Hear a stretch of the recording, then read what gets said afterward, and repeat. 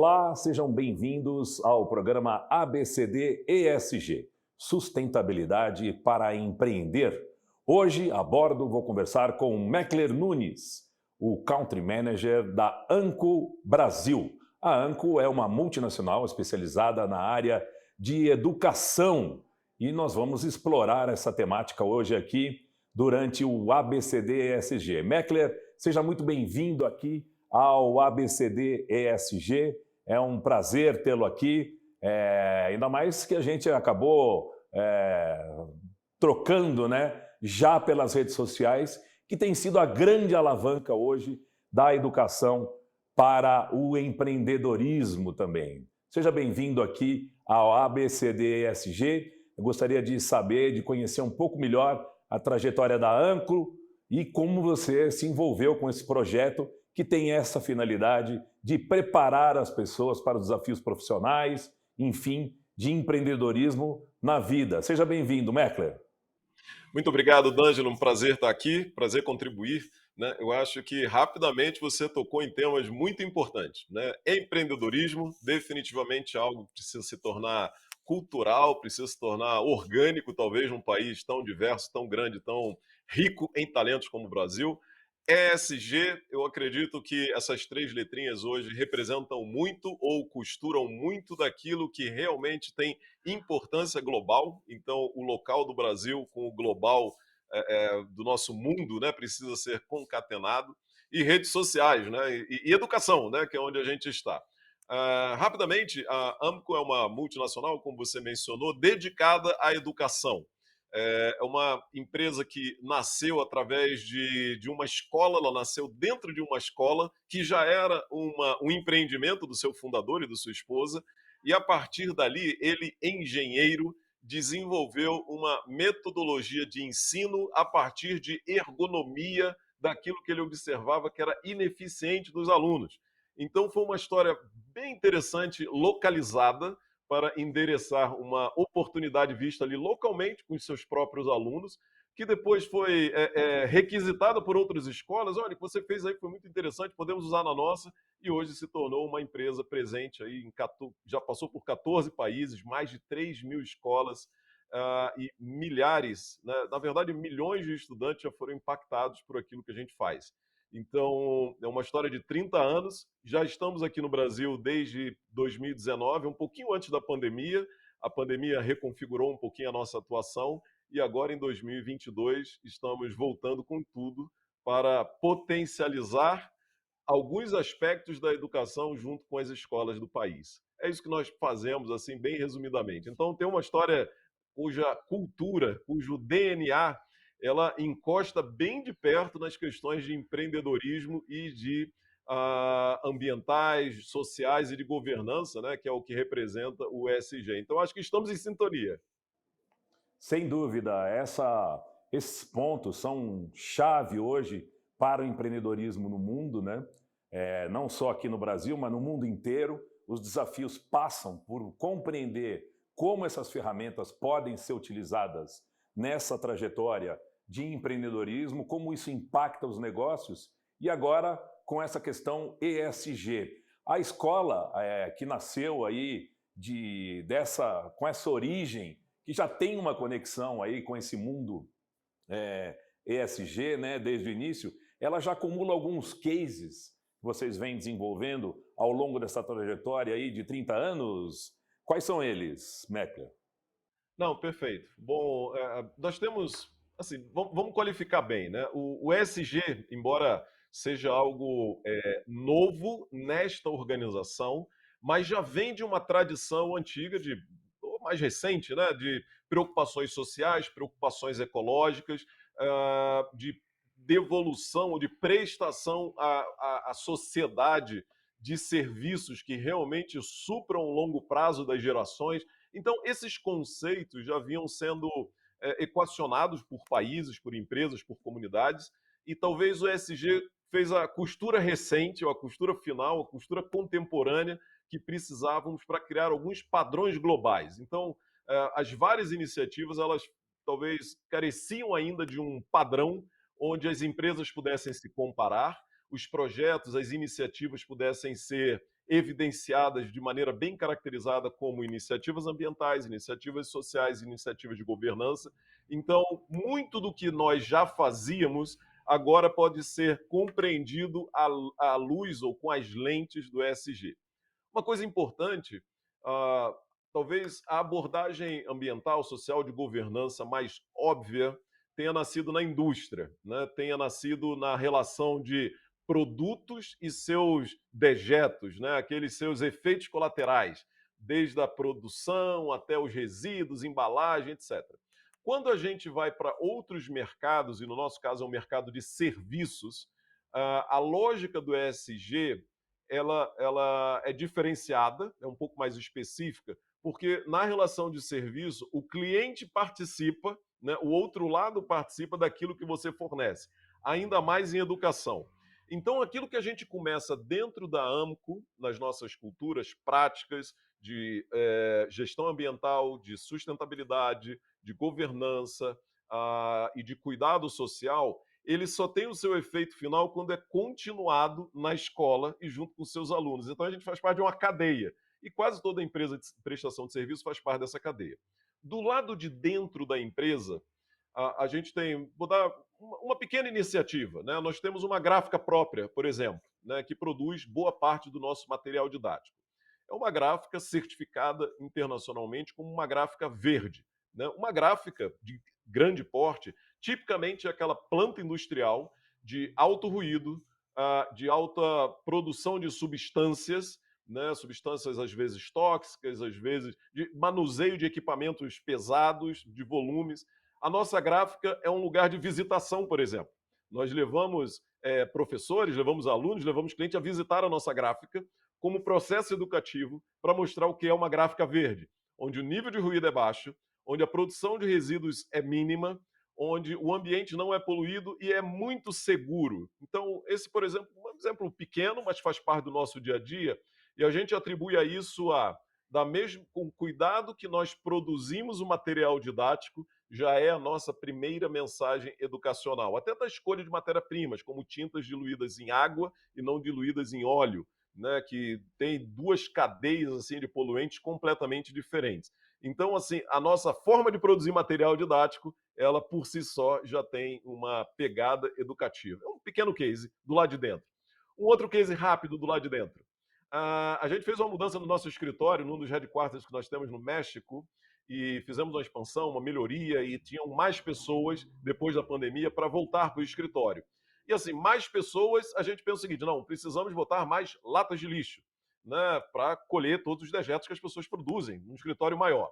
E tomou-se uma decisão muito interessante: não, nós vamos colocar menos latas de lixo, né, e desafiar as pessoas a produzirem menos lixo, apesar de mais pessoas. Estamos sendo bem-sucedidos nesse sentido, né, e aí já fez todo o corpo de funcionários repensar em embalagem, repensar em transporte, coisas desse tipo, que se a gente não fizer um movimento intencional, essas coisas não acontecem naturalmente, reproduzimos os padrões antigos. Então, eu acredito que algumas coisas são nas sutilezas, como esses dois exemplos. E tem os exemplos do lado de fora, que daqui a pouco eu conto também. Antes de a gente partir para esse exemplo do lado de fora, você me lembrou um case muito interessante que foi desenvolvido pela Honda lá no Japão. Os trabalhadores que trabalhavam na fábrica, montagem dos carros e tudo, usavam macacões azuis ou escuros. Num determinado momento, um técnico lá da fábrica sugeriu adotar os aventais brancos. O índice de acidentes, a sujeira que se espalhava pela fábrica diminuiu drasticamente porque o macacão, o avental branco, as pessoas ficavam mais constrangidas de sujar aquele avental e isso trouxe benefícios que não se imaginava, como redução de acidentes, combate ao desperdício, uma série de outras questões. Às vezes as soluções são bastante simples e muito poderosas, né, Meca? Exatamente. Esse caso da lata de lixo é típico, né? Assim, foi um pensamento rápido, né? Foi aquela coisa que aconteceu sutilmente numa reunião e disse: vamos tentar produzir menos lixo, vamos colocar menos latas de lixo e até alteramos o comportamento das pessoas e, na verdade, o processo de percepção das pessoas, né? E por ser uma empresa de educação, a gente precisa prestar atenção nas questões educacionais o tempo todo. Do lado de fora, né, quando eu digo do lado de fora, é na nossa cadeia. Né? Então, a gente fornece soluções educacionais para as escolas. A rigor, as escolas seguem currículos definidos pelos seus países. A rigor, existem planos de aula preparados pelas escolas. Então, não é algo que nós dominamos, mas nós conseguimos criar afetação. Como temos um centro de pesquisa educacional, como desenvolvemos materiais pegando e entendendo as tendências globais, os aspectos ambientais, sociais e de governança, eles têm sido introduzidos como parte das lições, parte dos conteúdos onde as disciplinas são apresentadas para os nossos alunos. Então, existem duas maneiras básicas, eu vou fazer uma simplificação brutal aqui. Existem duas maneiras básicas de se criar aprendizado. Ou você endereça objetivamente aquele conteúdo, aquela ciência, né, aquele objeto de aprendizagem, o teorema de Pitágoras, ou você endereça uma temática cotidiana onde esse conhecimento pode ser aplicado. Então, quando você traz questões de poluição, questão de cidadania, questões de migração, questões de diversidade cultural, questões de novos arranjos familiares, questões de que a poluição não se limita às fronteiras dos países. Se um rio cruza dois países, a poluição de outro afeta os dois. Quando você traz isso para as lições do material didático que você desenvolve, você vai criando, vai formando uma geração responsável, né? Não só cidadã local, mas cidadã global, permeando com esses temas ambientais, sociais, de governança, desde pequeno. E não como nós, adultos, que precisamos desaprender para reaprender, porque temos hábitos muito arraigados. Então, a gente tem esse cuidado em trazer temas globais para o cotidiano da aprendizagem daquilo que nossos alunos experimentam através das nossas soluções educacionais. E é interessante que a gente desafia as escolas, os professores, os alunos e até as famílias a prestarem atenção não só no que eles estão aprendendo, mas nas temáticas envolvidas daquilo que eles estão aprendendo, porque são as temáticas que o século XXI nos desafia. Então, quando a gente pensa em formação integral do indivíduo, não é só conteúdo, mas é forma também, não é só um contexto técnico-científico, mas um contexto de mundo. Então, casa muito bem com esse princípio norteador de introduzir questões como o ESG no dia a dia das nossas aulas. E fazemos isso naturalmente, cotidianamente. Meckler, sem dúvida, tem aí uma questão central, né, no desenvolvimento da filosofia da ANCO, que é o combate ao desperdício e o reaproveitamento de resíduos. Isso está aí muito claro em todos os exemplos que você citou, desde a origem da metodologia e tudo, né? E como é que vocês estabeleceram, porque assim, vocês também quebraram as fronteiras da própria ANCO ao estabelecer essa rede de parcerias. Vocês têm uma atuação muito forte dentro das próprias escolas, mas mais forte ainda com as parcerias que vocês têm firmado, né? Como é que funcionam essas parcerias e como é que você pode contar essa experiência de trabalhar a quatro mãos aí, pelo menos, nesses projetos? Perfeito. Educação é um tema amplo e infinito, né? Não é um ponto de chegada na educação, é sempre um ponto de novos desafios, novos lançamentos. Então, uma empresa de educação moderna, conectada, sintonizada com o século XXI, com os desafios que a modernidade, a pós-modernidade nos traz, ela tem que estar aberta ao mundo. Uma coisa simples que nós fazemos, assim, a gente tenta conectar essas escolas, né? Atualmente são milhares de escolas, conectar professores, são dezenas de milhares de professores, a uma espécie de ecossistema de contribuição, onde sugestões, ideias, projetos, melhores práticas, a gente catalisa e devolve para professores em outras localidades para compartilhar essa oportunidade de aprendizagem em novos formatos. Quando a gente faz isso, a gente cria a motivação de participação, a gente cria o intercâmbio multicultural, a gente cria a percepção do outro e a gente cria um senso de generosidade, né? Aquilo que eu dou, eu posso receber de volta, né, através das minhas contribuições. Naturalmente, isso no universo educacional, com professores, isso da natureza, né, de quem se dedica ao ambiente educacional, mas, da mesma forma, com fornecedores, com pesquisadores que nos ajudam no desenvolvimento de produtos, com parceiros comerciais que nos ajudam a desenvolver mercados nos diversos países, com parceiros de consultoria que nos ajudam a entender as particularidades de cada país que a gente entra. Com cada um deles, a gente tenta dividir, né, apresentar o que é esta cultura e esse DNA da AMCO. Né? Nós somos uma empresa de pessoas para pessoas, com pessoas e através de pessoas.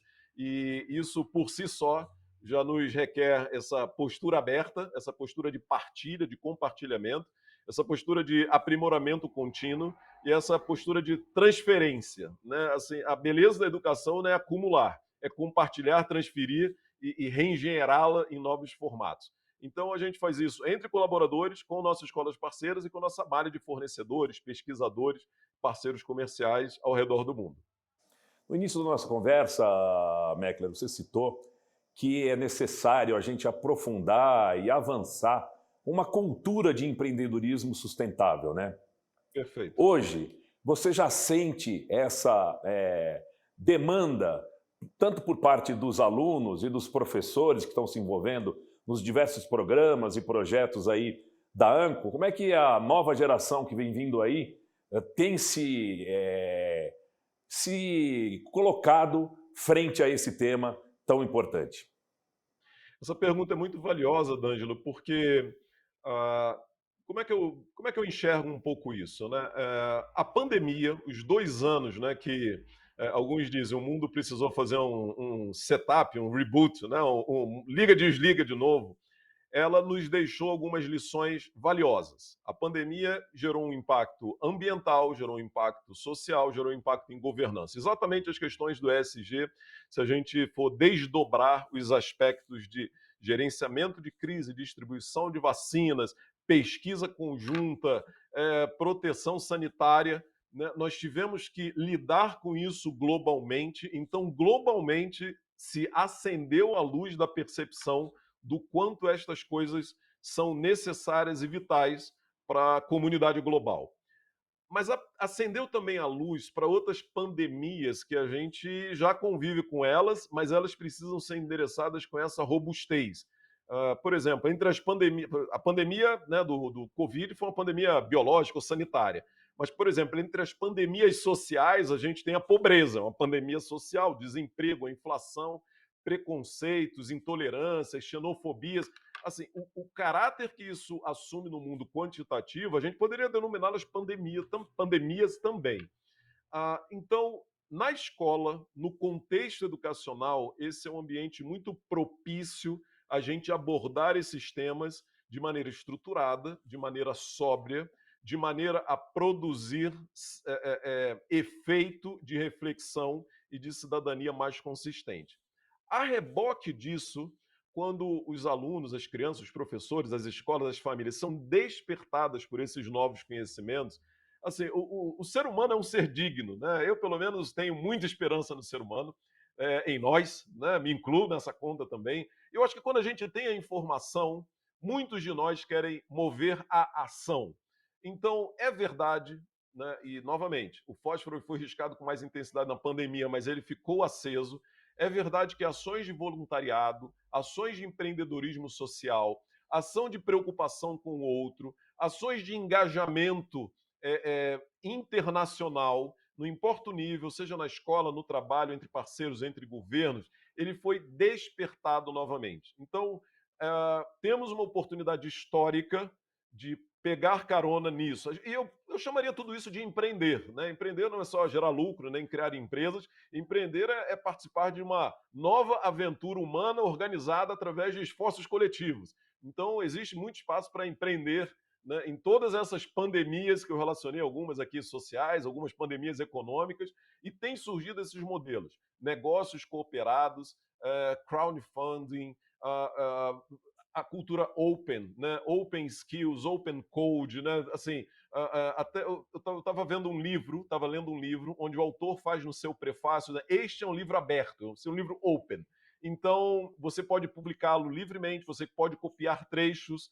Se você quiser se você tiver sugestões a dar, incluir capítulos, sugira e talvez na próxima edição a gente inclua. Vamos fazer uma verificação. Então, esse mundo mais aberto é um mundo de empreendedorismo.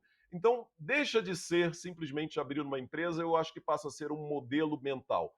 Em qual o meu próximo empreendimento para endereçar os desafios que o mundo nos apresenta? Pode ser um empreendimento físico, um empreendimento intelectual, um empreendimento empresarial, um empreendimento social. Então, acho que empreendedorismo passou a ser uma forma de abordagem e não uma disciplina simplesmente. E nesse sentido, Meckler, você tem uma experiência aí larga, passou por grandes corporações, até chegar agora a essa função aí na ANCO. Passou por empresas grandes, né? Ambev, Itaú, IBM, enfim. Né? Você entende que essas oportunidades de empreendedorismo hoje podem interconectar as empresas grandes, corporações, com o pequeno, com o médio empreendedor? Essa fusão aí nessa grande obra aberta que se tornou essa galáxia aí do empreendedorismo, pode unir o grande e o pequeno? Ó, fabuloso essa sua metáfora da galáxia do empreendedorismo. Compartilha essa visão. Ah, poder pode, né? Simples. Na resposta binária é simples. Na resposta complexa, assim, precisaremos de projeto. Tem havido, sim, movimentos de grandes empresas fazerem uma espécie de incubação dirigida. Né? Elas criam ecossistemas, hubs com startups focadas no seu negócio, né? Uma indústria de alimentos potencializa ali a aceleração de startups de alimentos, uma indústria de telefonia, respectivamente, e educação também. Esse movimento é muito poderoso, ele não existia, é uma coisa mais recente. Existe o associativismo dos pequenos também, né, digamos assim, ou dos iniciantes, né, que eles se associam e criam poder para atrair capital, atrair investimento, atrair infraestrutura que as empresas grandes têm. Então, nessa galáxia do empreendedorismo, realmente gostei da metáfora, os planetas estavam parados, mas agora eles estão em órbita, eles estão pelo menos circulando. Eu acredito que isso é real, é muito concreto. Eu acredito que nós aqui no Brasil temos um desafio adicional. Assim, vou fazer um comentário, não vou justificá-lo aqui nesse momento, talvez alguns concordem, outros não, mas nós ainda somos um país isolado, né? Embora grande, embora uma economia pujante, uma população enorme, mas ainda não estamos integrados internacionalmente como poderíamos, com o potencial que nós temos. Então essa galáxia para nós ainda é pequena, né? O empreendedor aqui, quando abre, pensa em algo no Brasil, ele está pensando na população brasileira, no território brasileiro, coisas desse tipo. Alguns países do mundo, bem menores do que o nosso, por sinal, e com talentos equivalentes, como Dinamarca, vou dar um exemplo, que tive contato essa semana, o empreendedor lá ele já está pensando globalmente, né? Assim como o produto pode servir em nos vários continentes. Então, eu acho que tem órbitas maiores que a gente pode circular. O primeiro movimento nesse sentido é dar informação. O segundo é dar educação. Precisamos preparar as pessoas. Isso tem seus desafios próprios. E o terceiro, aqueles que podem, né, grandes investidores, grandes empresas, fundos de venture capital e coisas desse tipo, podem riscar mais fósforos nesse sentido, porque os pequenos sempre vão ter aquelas barreiras do dia a dia para ser vencidos. Então, eu vejo muitas luzes num túnel que está ficando curto, né? E ele vai ser fundamental para essa inclusão do Brasil num cenário mais proativo internacionalmente. Minha visão. Bom, Meckler, mas aí a pergunta óbvia: o que falta para o Brasil fazer essa conexão? Programas como esse, D'Angelo, então não falta mais nada, né? A gente precisa dar as caras, a sua catálise aí, mostrando que existem pessoas como você e outros que você já entrevistou que estão nesse movimento.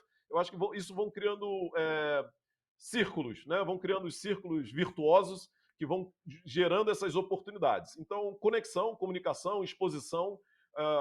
Eu acredito que a gente veio de uma cultura onde informação é poder, né? Passamos talvez dinheiro é poder, informação é poder, conexão sobrenome é poder. Isso foi impingido em nós culturalmente, talvez por 300, 400, 500 anos. Hoje talvez conexões sejam poder, né? E conexões diversas, conexões multidisciplinares, conexões generosas, né? A generosidade tem que fazer parte, né? Assim, quando eu ofereço a minha semeadura frutifica mais do que o valor daquela semente individualmente. Então, existe um modelo mental de construção de país, de construção de cidadania, de construção de empreendimento, que eu não diria que a gente deveria deixar esse ônus somente para a escola, somente para a família, somente para o governo, somente para a igreja, somente para organizações, somente para o D'Angelo, né? Mas eu acho que é uma conspiração do bem, né? Então essas engrenagens se juntam e são esses movimentos, né? Eu acho que acredito que nessa época de hipermídia, onde a gente tem vários canais, vários fóruns, várias oportunidades, eu acho que essa provocação mútua, né, de assim, tudo bem, Meckler, você falou isso, então aqui, olha, eu tenho um projeto, você consegue me ajudar? Talvez eu seja abordado dessa forma, e assim, até por um compromisso moral, vou ter que dizer, sim, vou contribuir no meu limite. Né? E da mesma forma, talvez eu tenha projetos e peça ajuda e digo, não, por favor, né, vamos construir juntos. Eu acho que tem um juntos aí que a gente pode estabelecer como brasileiros. Né? E a gente é bom no juntos. Né? Nós somos muito gregários, somos muito agradáveis, nós temos talentos enormes, então só falta terminar de riscar esses fósforos de engajamento coletivo. Sem dúvida, Meckler. Por isso que já fico aqui com um convite para você, a gente voltar a tratar deste assunto, que é um assunto muito dinâmico, e a gente renovar sempre as nossas figuras e fatos aqui no ABCD ESG. Muito obrigado pela participação no programa desta semana. Valeu, viu? Obrigado. O privilégio foi meu, espero ter contribuído. Grande abraço, D'Angelo. Sucesso aí a todos nós e um grande abraço aos à nossa audiência, né? Que ela se movimente a partir daquilo que estão vendo e ouvindo aqui no ABCD ESG. Excelente. É isso mesmo. Muito obrigado. Quero agradecer também a sua companhia acompanhando ABCD Sustentabilidade para Empreender, aqui no canal Empreender, onde assistir já é um bom negócio. Nós temos um encontro marcado. Até a próxima semana. Até lá.